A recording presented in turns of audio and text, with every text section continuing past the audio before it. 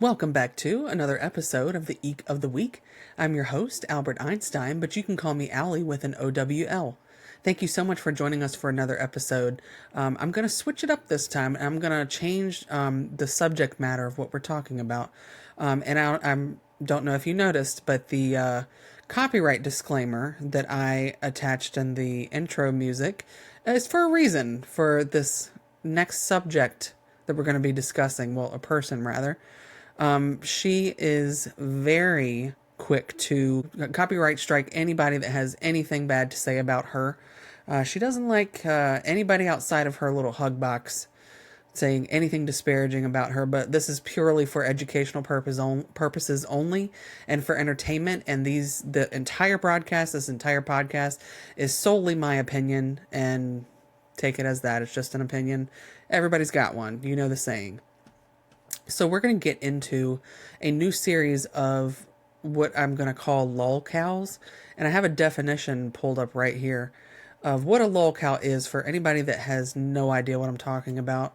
A LolCow is an internet slang term used to describe a person who consistently and unintentionally provides content that others find ridiculous, embarrassing, or cringeworthy, often to the point of mockery and ridicule. The term is a combination of LOL or laugh out loud and cash cow, implying that the person is a continual source of entertainment, of laughter, especially for online communities.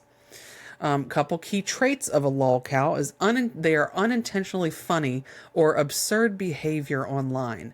Often overshares personal information or opinions in public forums. They react defensively or irrationally to criticism, fueling more attention. They become a subject of ongoing mockery, especially on forums like Kiwi Farms or certain subreddits or YouTube reaction channels, if you will, or little podcast over here on Spotify. No, we're not going to mock or, say anything disparaging. This is purely for educational purposes and for documentary style narrations. No, and again, it's purely for entertainment. Important note, while the term is commonly used in online communities, it can veer into harassment or cyberbullying, which is true. Especially when people go out of their way to provoke or stalk the individual for entertainment. So while the concept may be used jokingly, it can have real-world emotional and psychological consequences for the person targeted. So that is what a LolCow is, and I'm going to do an entire series on a bunch of them that I have listened to, followed, watched their content for years. Especially this one. We're talking about Chantal Sarot, aka Foodie Beauty. She has had a YouTube channel for 9 or 10 years now, and I've been following along every step of the way. I've been a quiet follower. I have not even so much as commented or even liked one of her videos, and there's reason for that. Again, those are my opinions, and I'm allowed to have them. I've been a quiet follower for a very long time. And then when the reaction channel community started popping up, as people people would provide commentary, or they would create a reaction channel reacting to her content, either live or pre-recorded videos or something like that. I find that just as fascinating and cringeworthy as well. I don't know about any of you, but I am very much into like cringeworthy content that just makes your skin crawl. It's like it's like the train wreck theory is you know it's awful, it's bad, but you can't stop watching. You can't look away. And I need to stress again that this is for entertainment purposes only.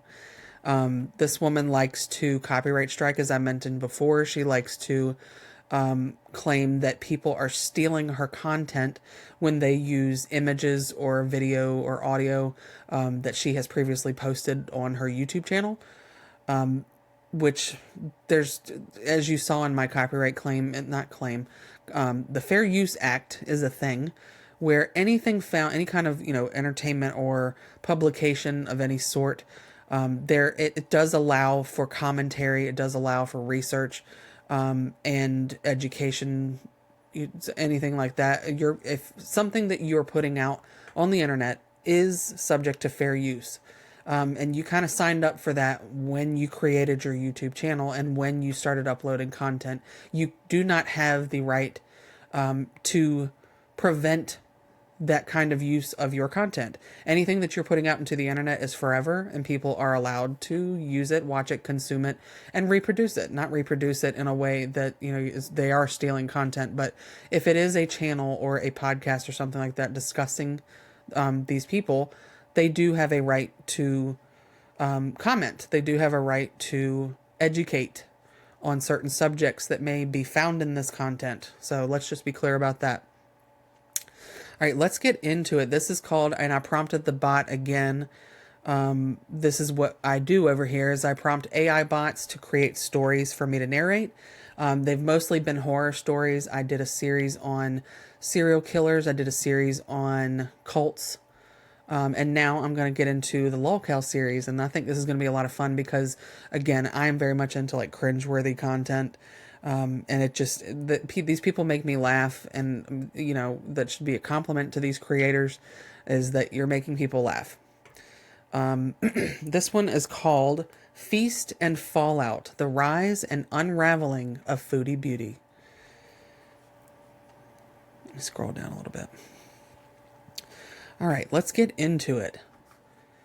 In the digital age where influencers rise and fall with the tides of public opinion, few stories are as tumultuous as that of Chantal Sarrau, better known to her audience as Foodie Beauty. From mukbangs to international controversies, her online journey is a testament to the volatile nature of internet fame. Chapter 1: Origins and Online Ascent. Chantal Sarrau, hailing from Ottawa, Canada, began her YouTube journey in 2017. Initially focusing on beauty and lifestyle content, she soon found a niche in mukbang videos, broadcasting herself consuming large quantities of food while interacting with her audience.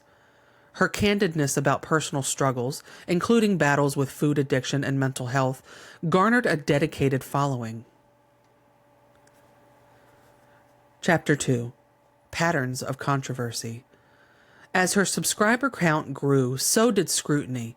Viewers noted a recurring cycle: declarations of lifestyle changes followed by regressions into previous habits. This pattern led to criticism and concern, with some accusing her of exploiting her health issues for content. Despite this, Chantal maintained a loyal fan base drawn to her unfiltered persona. Her followers are called Beezers, a term coined by Chantal herself as just being or misbehaving. I think it started with her cat, Sam. I can dig a little bit deeper. This might be a part 1 of this episode because the prompt that I gave the bot, I need to add more detail to it. Because there's a whole lot that just in the first 2 chapters of this narration that it provided is missing. And I want to go through the whole gambit, and because there's a whole lot of facets to this story. We're going to call this a part 1, and then I'll do a part 2, adding some more detail in there. So let's get on with this one.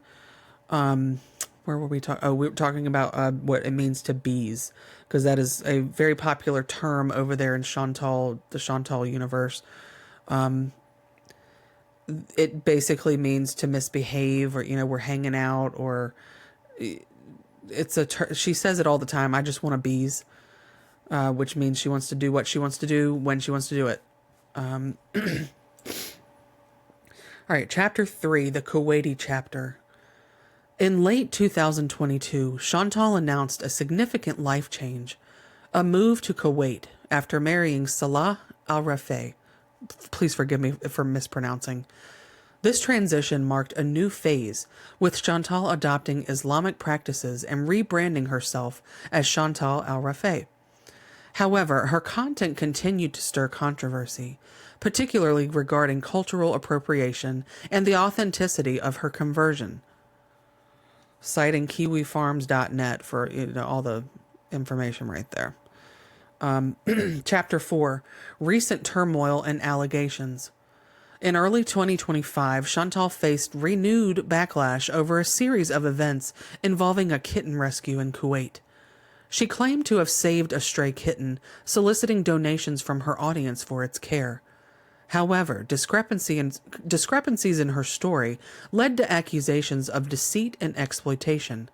Critics argued that she manipulated her audience's emotions for financial gain, especially in light of Kuwait's strict regulations against unauthorized fundraising. Further complicating matters, reports emerged suggesting that Chantal and Salah may have violated local laws, leading to potential legal consequences. The situation escalated as online communities dissected her actions, with some calling for accountability and transparency. Chapter 5. The Broader Implications. Chantal's trajectory underscores the complexities of internet fame. Her story reflects the challenges influencers face in maintaining authenticity while navigating personal struggles in the public eye. It also highlights the ethical considerations of monetizing personal narratives, especially when involving sensitive topics like health and cultural identity. Chantal Sarrau's journey as Foodie Beauty serves as a cautionary tale about the perils of online notoriety. As audiences become more discerning, the line between genuine content and exploitation continues to blur, prompting a reevaluation of the influencer-audience dynamic in the digital age. And that's it for the AI prompted script here. However, we can dig a little bit deeper, and I think I'm going to touch on each of these chapters individually.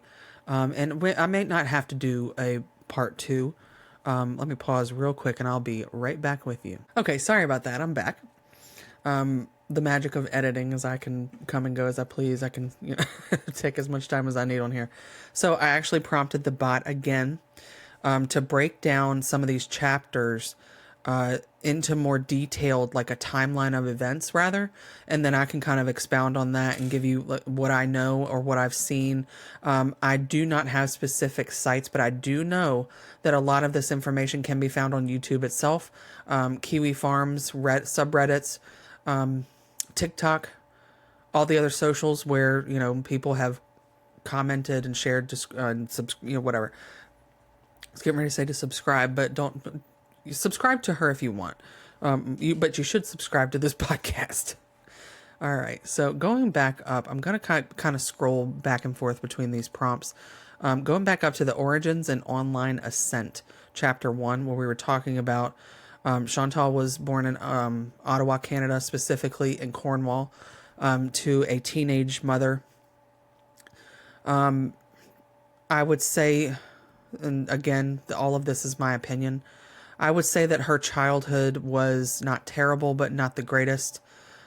She was provided for, and I guarantee her mother did the best that she could. But at the same time, there was also neglect there, because you can't not attribute some of her, she's over 40 years old now. I think she's 41 or 42. You can't not attribute some of her adult behaviors to the way that she was raised. And that's simple psychology, is that the way you're molded, the way you're raised has a lot to do with your adult behaviors. And has she gotten help for any of it at all? Absolutely not. I think she's been to maybe a couple therapists over the years, but it's always the first appointment, and that's where it ends. It never continues. It never perpetuates, and there's never actually any true progress made on her mental health. Speaking of mental health, she does deal with binge eating disorder, food addiction, I believe a touch of sociopathy. How do you pronounce that? She's just a sociopath, maybe with narcissistic tendencies. But that's also, again, she's a product of her raising. She had no control over that. She was just a kid. And now I say that to say is that as an adult, you have control of your own mind. You have control of your own behaviors. You have the ability to correct the wrongs that were done. You have the ability to heal from any of the trauma that you've experienced. You absolutely have that right. And I encourage you, Chantal, if you ever see this ever, I doubt it, because all of my 6 followers have absolutely no idea who you are yet. You absolutely have that opportunity, and all you have to do is say the word, and you'll get the help. But you have to want help. That's how addiction works. Is that you have to want to be helped. You have to want to be healed. You have to want to get rid of the sickness. It's a sickness, in my opinion.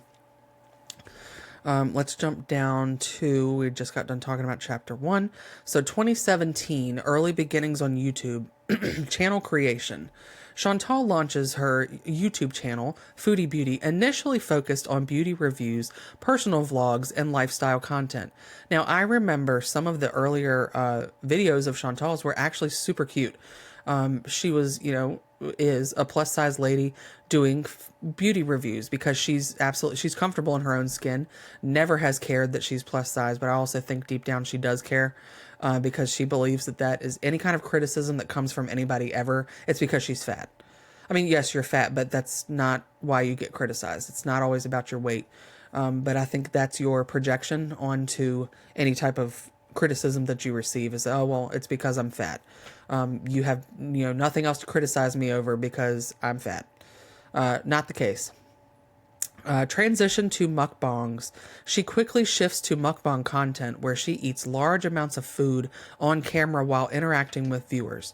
So initially she started doing pre-recorded content where she would get this giant meal of whatever kind of fast food, or even sometimes she would cook food on her own.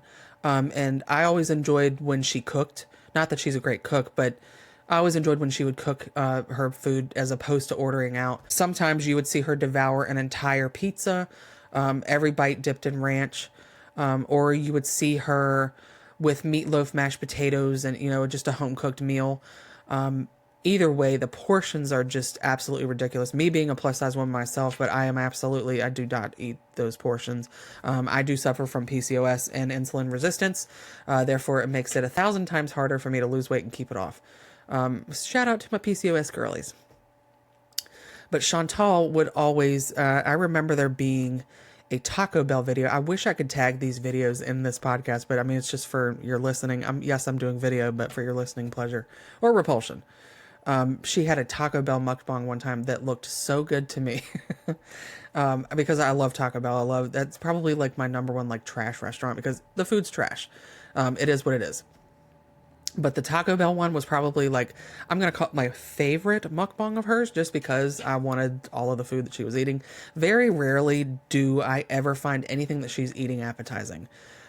It's very hard for me to watch sometimes, at least in the old videos. I mean, like in the beginning when she first started doing mukbangs, she'd have these horrible, like, fake nails put on her fingers, and they looked like one of the reaction channels referred to them as guitar picks, and and I could never get that out of my head. What else? She has had many, many moments in some of her old videos where she just completely makes a fool of herself. And I don't even think she realized she did it at that point. She has farted on camera. She's burped. I don't think there's been actual, like, vomit or, like, any kind of feces happening. But, yeah, farts and burps are a common thing. And she just doesn't care. There's no shame. There were a couple times where she has choked on her food, and that has been a couple highlights for, it's been, reaction channel fodder for years. And again, it's the cringe element to it, is that you're watching this very rotund lady consume large amounts of food, and it's to the point where she starts choking on her food, so it's kind of ironic. Next little bullet point here says rapid growth. Her unfiltered personality and openness about her struggles with weight, binge eating, and mental health attract a loyal following. Now, I will say that despite how cringy I believe her content is, and now that she's in the Kuwaiti era, or chapter, if you want to call it, now that she's in this chapter, she has gotten very boring. Whereas before, she was unfiltered. She showed her own personality. And she just was herself. And that's probably the one of the things that I admire about her, if not the only thing that I admire about her, is that she has always been unapologetically herself. Let's get further down. Actually, I'm going to scroll back up. So chapter 2, Patterns of Controversy. This one, As her subscriber count grew, so did scrutiny. Viewers started noticing her cycle. There's a cycle with Chantal, is that she would go, binge, binge, binge.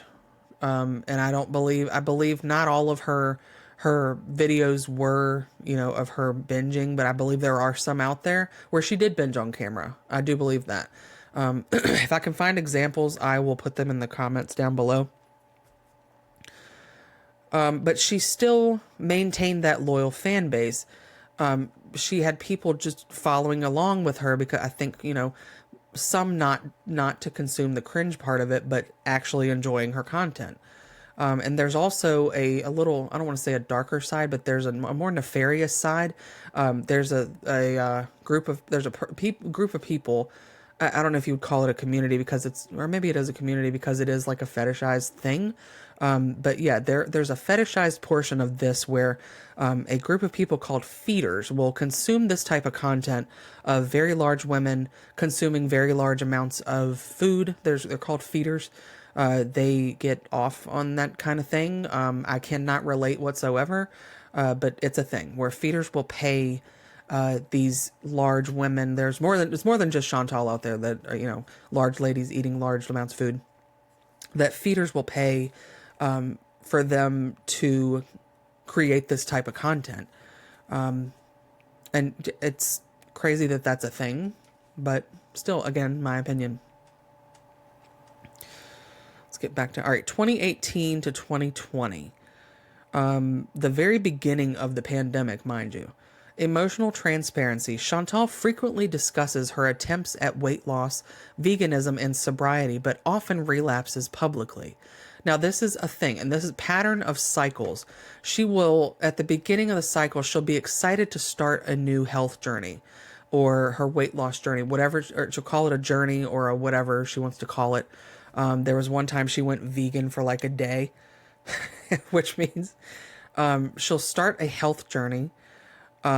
She'll put out binging episodes where she just straight binges and just goes ham, and pardon the pun, because she just goes ham on whatever food she can get her hands on. It doesn't matter.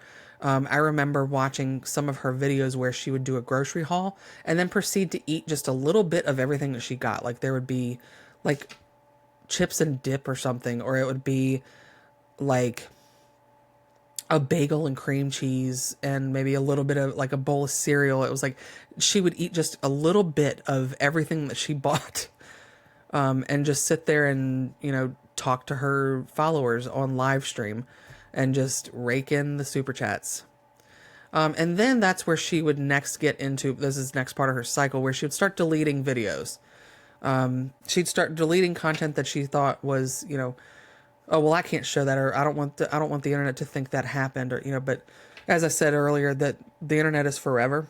You can't just wipe away content that you yourself uploaded to the internet. And then she would return with a new plan, or a new day one, where she would start all over again, after she would crash out and just end up right back where she was before, binging and even raging over this or that, mainly reaction channels. I think that's really what gets her goat mostly. But yeah, there's a Chantal cycle.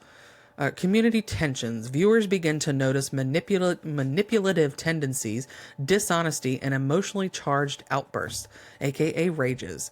I think her reaction channels, the community surrounding her, are like flies on a pile of shit. And honestly, they're buzzing around, and I mean, we all watch it. I consume it. Not gonna lie, I'm subscribed to multiple reaction channels. There are good ones, there are bad ones. There are some that I prefer over others. I'm not gonna say which ones those are. I'll let you just speculate.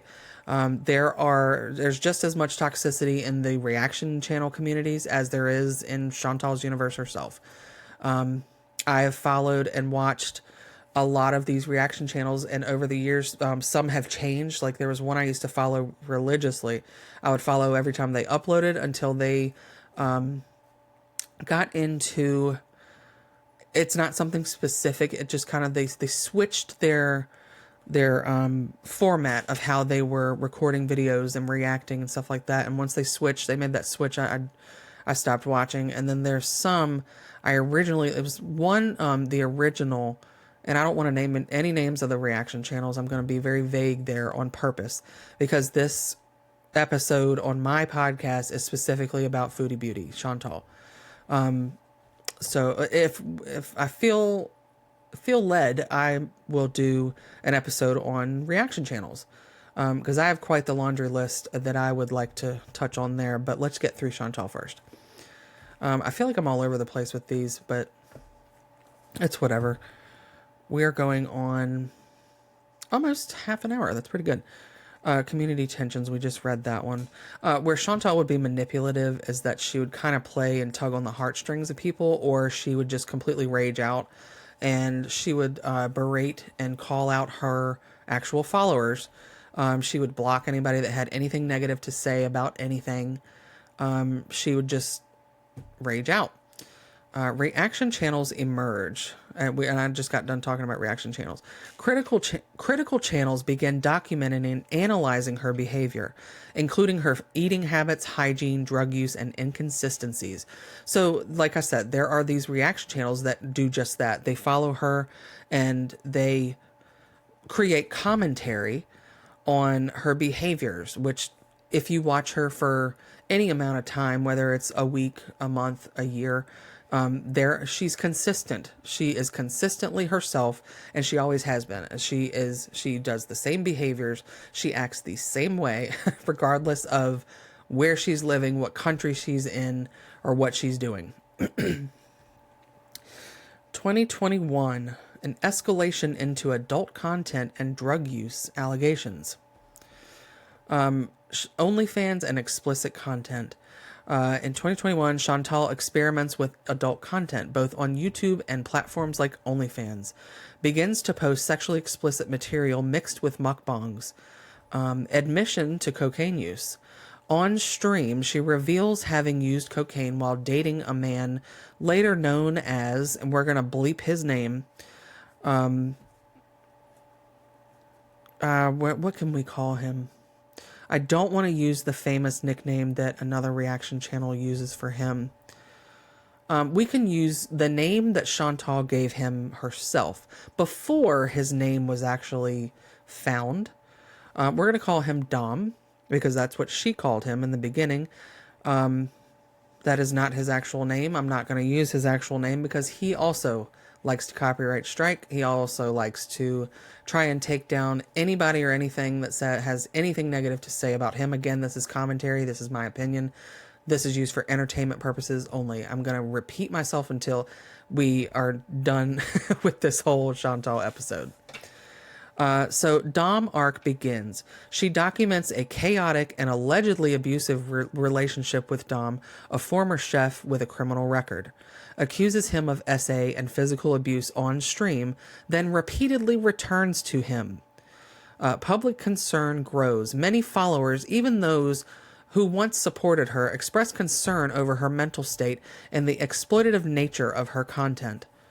So with this era, the Dom era, where she at the time was living in what the Beezers and reaction channels were calling the villa, which was her apartment that she rented with her longtime bestie, Pete's, who was also an ex-boyfriend that she cheated on, but he still lives with her.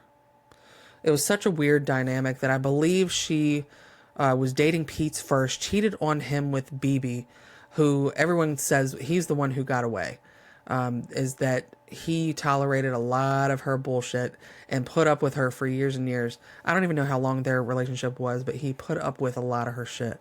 And I think he is the one who got away for Chantal, is that I don't think she will ever find somebody as mild-mannered and as caring as he was. Now, maybe towards the end, you could kind of see where, and he would appear on videos sometimes, towards the end, you could see where he had had enough and he had kind of checked out. With good reason.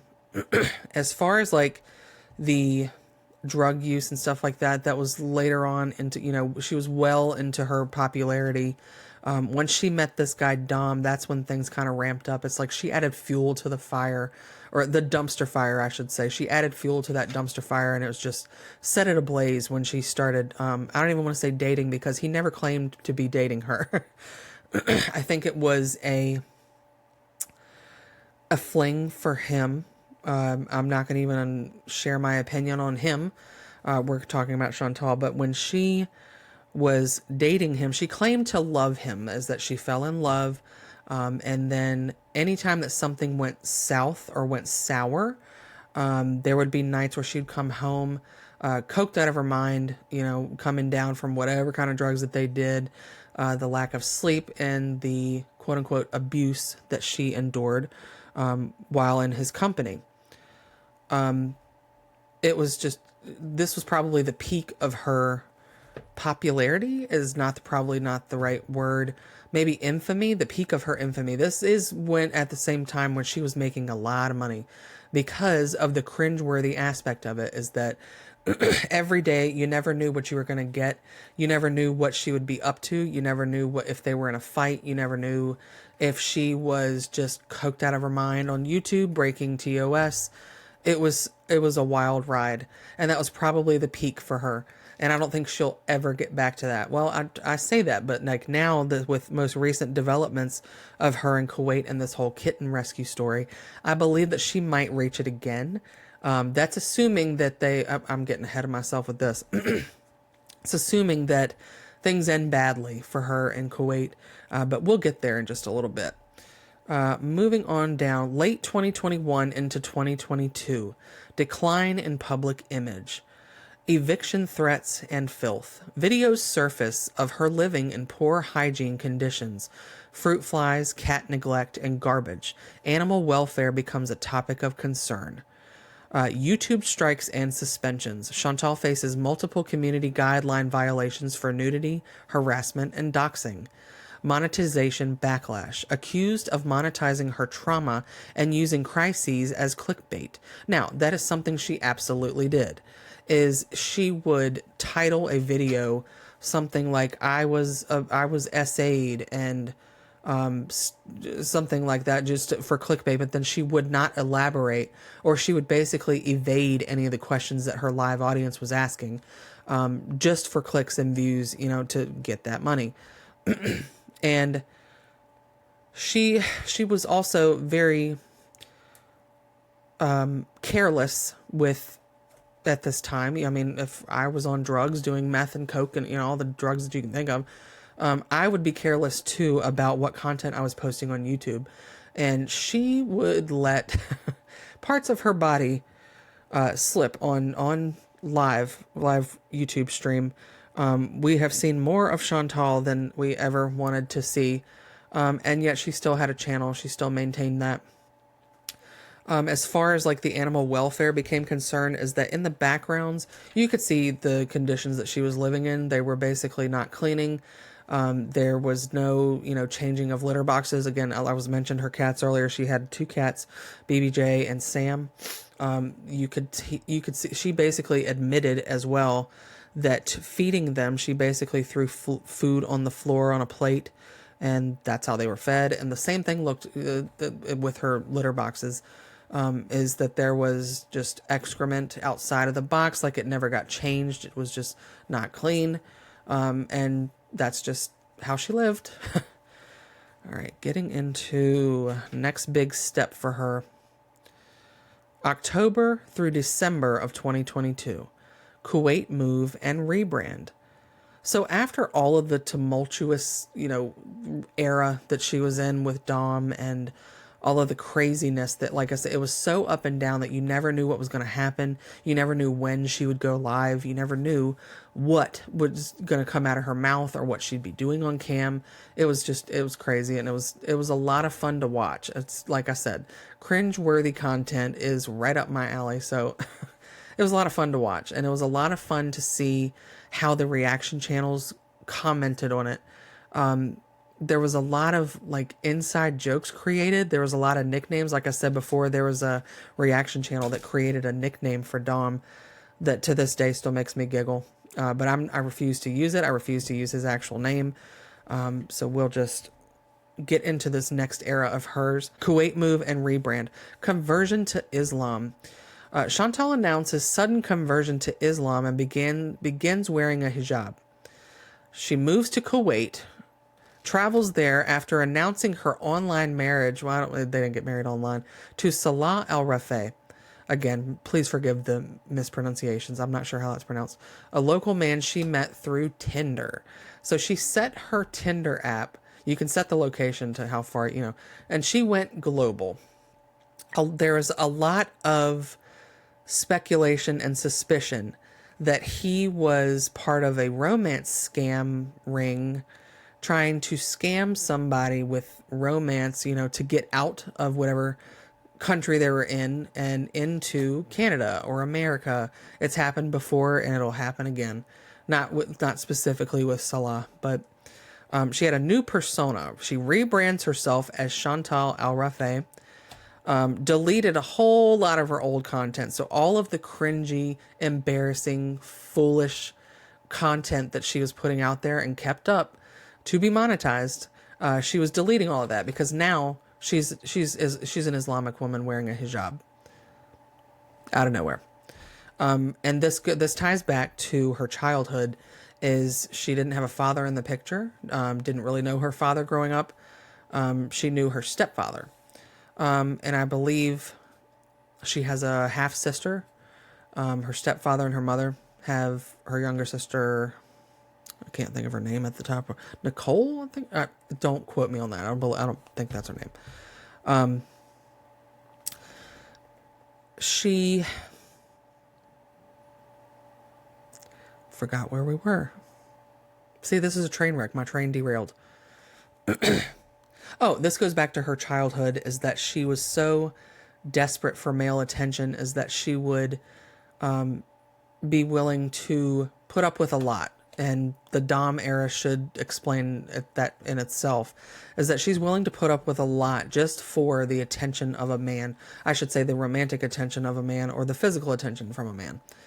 And this is what led to her, after breaking things off with Dom and being completely done with him, to expand her circle on Tinder. And that's how this happened. This next chapter with Salah. She deleted a bunch of her old content, begins uploading Kuwait travel vlogs and cooking videos with Salah. I didn't think they did a lot of cooking together. I think she started doing mukbangs over there in Kuwait with like Arabic food. I just got a message. Cultural appropriation accusations. Critics question the legitimacy of her conversion and her rapid lifestyle shift. I believe that is absolutely legitimate, that people have questions and concerns about her complete 180 to convert to Islam. I believe that she did it. Again, this is my opinion. I'm allowed to have one. I believe that she completely converted to Islam for him. And out of desperation, moved across the globe to be with this man. Okay, moving on. Early to mid 2023. Legal trouble and online meltdowns. Oh, this was fun.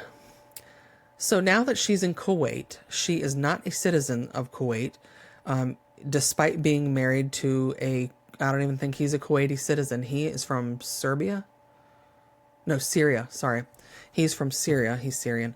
Not even a Kuwaiti citizen himself. I believe that she had to keep maintaining her travel visa. So every few months she would go on different trips to renew her visa. And she denied it tooth and nail, but come on, like everybody knew that's what it was.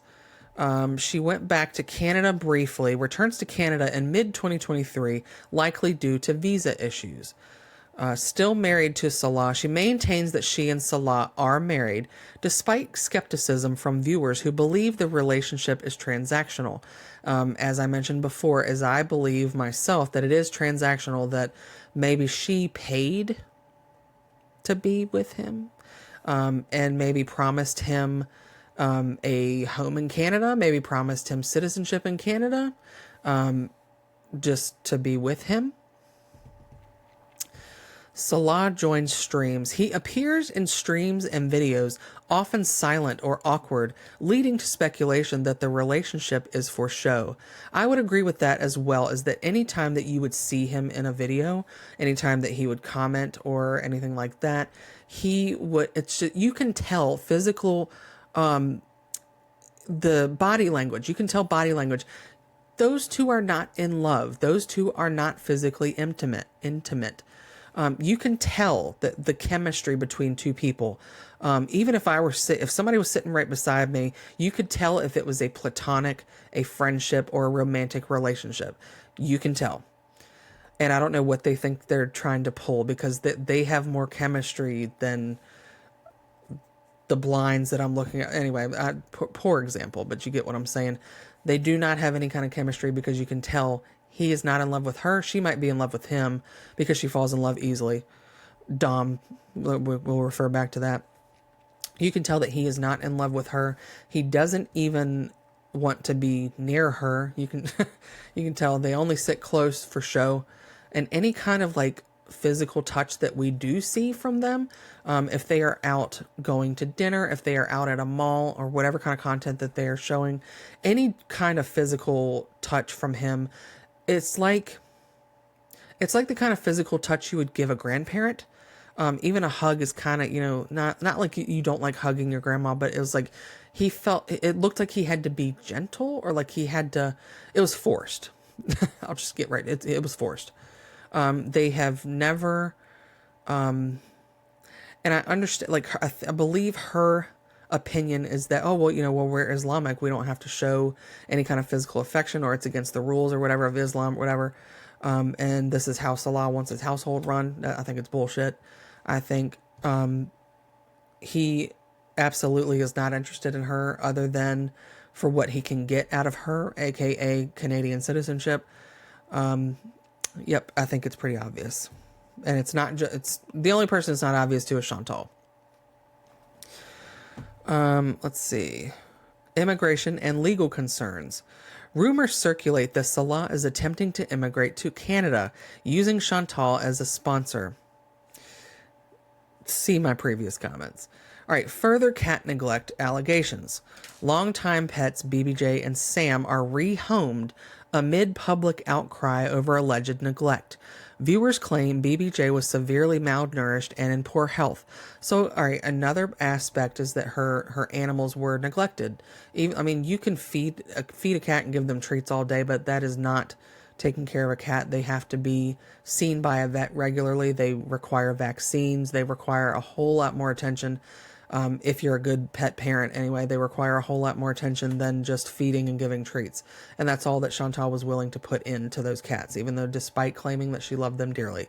However, she did rehome them before she moved across the globe for this guy that she had met 2 weeks before they got married.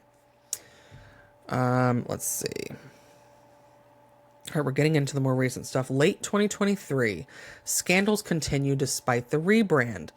Platform jumps. Chantal cycles between YouTube, TikTok, and a short-lived attempt at Twitch. I don't know. I don't know if this is going to mention it, but she actually had her channel deleted or removed. Or she was banned, or I don't remember, I believe, but her channel got taken down as if like, it didn't exist. Her channel was deleted, yeeted from YouTube. Feuds with reaction channels. Now, this is probably the only reaction channel that I will mention, is because this is probably her worst enemy. I'm going to say worst enemy because the only enemy, that's a whole nother subject. She attacks critics like FFG, aka French Fried Girl, and others, often threatening legal action or doxing. She has absolutely doxed FFG. She has said the most vile and horrible things about FFG and FFG's family, specifically her mother, who recently passed. I say recently, it's probably been a couple years now, or maybe a year ago. I don't remember. But this is probably the most... what word should I use here? This reaction channel in particular is probably Chantal's worst enemy, and Chantal comes for her very hard, despite there being a whole multitude of other reaction channels that say, comment on everything that FFG does. But for whatever reason, Chantal comes for her the worst. Let's see. Reverts to old behavior. Streams rage-fueled rants while wearing hijab. Oh, all the vile things, wearing a hijab. Now, in my opinion, if I were to see a hijabi woman on the street, I would not think that she would be spewing all of the vile things that Chantal would be spewing on the internet. She contradicts her Islamic beliefs on camera by cursing, overeating, and fighting online. She also disrespects her husband. She neglects her cat. Anything else that you could basically negate all of your quote-unquote beliefs in Islam.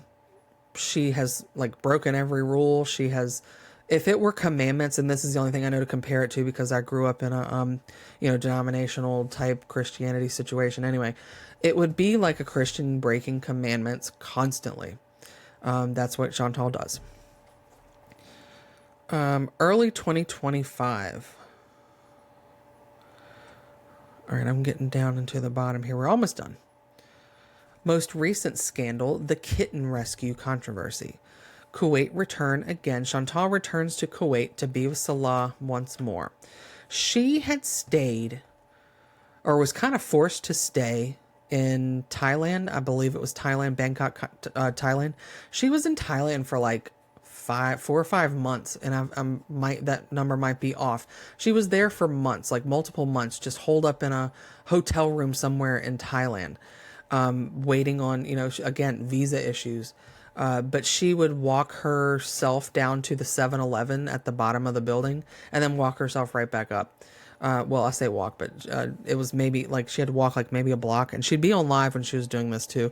But then she'd hop right back on the elevator back up to her room and just live stream and eat. And there was one time she shit herself on camera. I'm laughing because it is funny.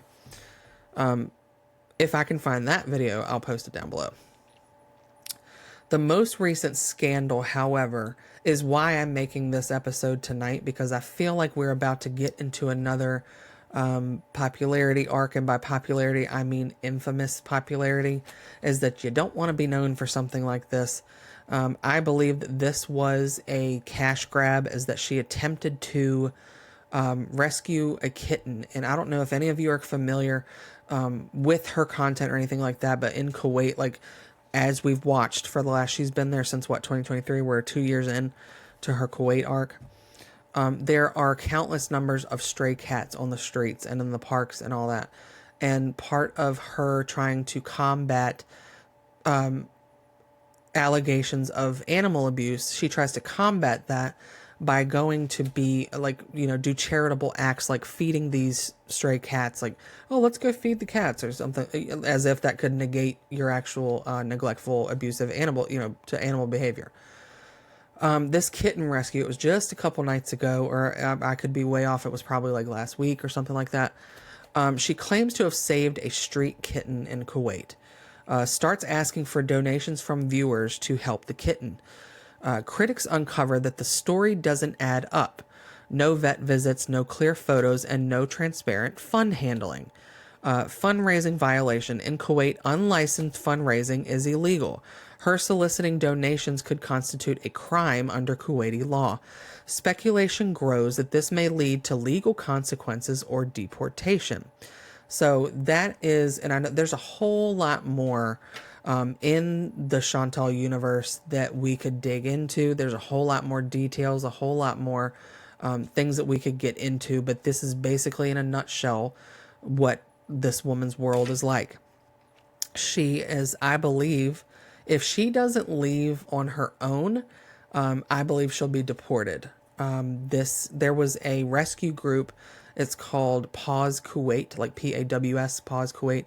And being that Chantal has a lot of hate watchers, I don't hate watch because I don't hate anybody. I don't have the time or energy to waste on hating people. But again, it's just the cringe-worthy content that I'm here for. there's a lot of people that are out for blood. There's a lot of people that are out to out her nasty behavior, and they probably believe as well that she was trying to grift. She was trying to make a little money out of this and claim that oh, donate, please donate, we're going to take it to the vet. Because, and there's another accusation too, is that she and Salah are broke. Is that you would see her do Temu hauls. The Temu, I don't know if you're familiar. Temu is like Wish. It's one of those like one of those Chinese sites where you can get a bunch of stuff for super cheap, and the quality is very questionable at best. So the accusation is that Salah and Chantal are broke, is that they can barely afford groceries, and there was an accusation again that they were receiving like food assistance. They would get like a food pantry type box every month or something, or every couple weeks. And sorry, I'm getting notifications here. I get frustrated. Let's get back to, all right, the fundraising violation. I believe that she's going to get deported if she doesn't leave on her own accord. And one of her most recent live streams, she was on the verge of, just bursting. I mean, she did burst into tears, but I believe she was on the verge of like letting the mask slip, and completely like wanting to, I think everybody's waiting for her to rip the hijab off and just go back to the way Chantal was. And like I said, she was authentically herself, and that is probably the only thing that I admire about her. I have not enjoyed the Kuwait arc because she is, in my opinion, pretending to be an Islamic convert or a revert, whatever you want to call it. I don't believe that she believes in Islam. I don't believe she believes in Allah. I don't believe that. I believe she's all doing it. It's performative for Salah. So it'll be very interesting to see this next chapter unfold, and I believe that there will be a whole lot more drama to ensue. I believe that she might actually, I don't know if this will be the kick in her butt that she's needed her entire life. It could be, because she's been allowed to get away with so much in her life. She was very spoiled as a kid. She had everything that she could ever need. Now, I mentioned earlier that she didn't have a bad childhood, but she also didn't have the greatest. She was spoiled in that she was basically quieted and hushed. She was given a TV, she was given chips, she was given junk food, and she basically did not have to suffer any of her consequences for her shitty behavior until now. So this will be very, very interesting. Again, I am only covering like the major bullet points, and I've been talking for almost an hour. I could do a part 2 to this, but I feel like we've covered like the major plot points. If we want to get into like all the different side characters, if we want to get into the reaction channels, I could list my favorites. I could list my opinions on them. Again, I'm going to post up that Copyright Fair Use Act. Same with the reaction channels, is some of them are very copyright strike happy. They are very trigger happy with, trying to take down small channels like myself. This isn't a channel, it's a podcast. But if I were to upload this to YouTube, they'd come for me too, because I'm smaller and I'm unknown. I have maybe 6 followers over here.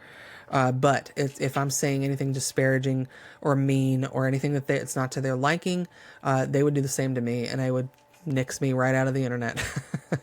But thankfully I back up all of my stuff, and I can upload elsewhere under a different name, just like some of you do.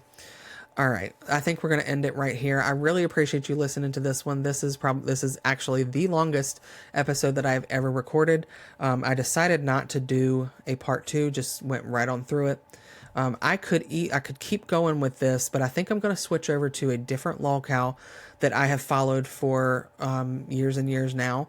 There's not really much more to him, but I'll get into him in the next episode. But thanks for listening along, and we'll catch you in the next one.